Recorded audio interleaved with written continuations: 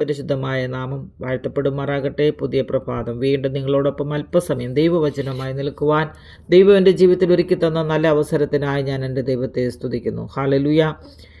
ഇന്ന് പകൽക്കാലത്തെ ചിന്തയ്ക്കായി നമുക്ക് വായിക്കാം അപ്പോസ്തലപ്രവൃത്തിയുടെ പുസ്തകം 2-ാം അധ്യായം അതിൻ്റെ 17 മുതലുള്ള ചില വാക്യങ്ങൾ. അന്ത്യകാലത്ത് ഞാൻ സകല ജഡത്തിന്മേലും എൻ്റെ ആത്മാവിനെ പകരും. നിങ്ങളുടെ പുത്രന്മാരും പുത്രിമാരും പ്രവചിക്കും. നിങ്ങളുടെ യൗവനക്കാർ ദർശനങ്ങൾ ദർശിക്കും. നിങ്ങളുടെ വൃദ്ധന്മാർ സ്വപ്നങ്ങൾ കാണും.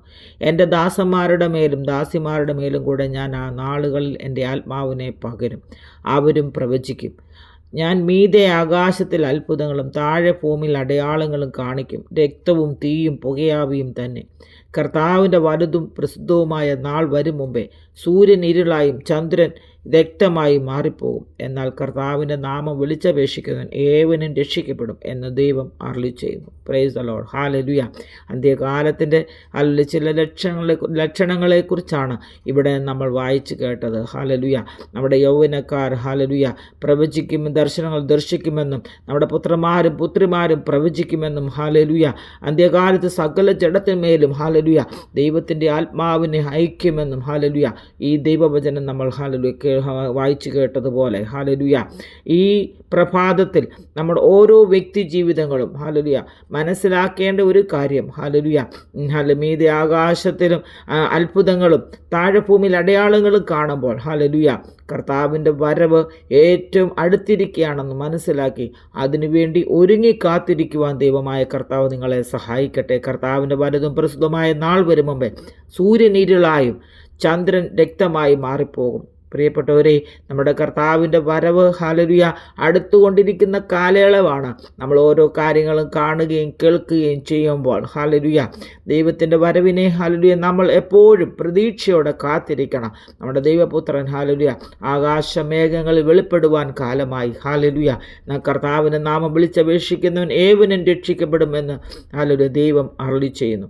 കർത്താവിൻ്റെ നാമം വിളിച്ചപേക്ഷിക്കുന്ന ഏവനും രക്ഷിക്കപ്പെടുമെന്ന് ഹല്ലേലൂയ ദൈവവചനം വളരെ വ്യക്തമായി നമ്മളെ ഓർപ്പിക്കുക. അതുകൊണ്ട് കർത്താവിൻ്റെ വചനം വിളിച്ചപേക്ഷിക്കുവാൻ, കർത്താവിൻ്റെ നാമം വിളിച്ചപേക്ഷിക്കുവാൻ ദൈവമായ കർത്താവ് നമ്മളെ സഹായിക്കട്ടെ.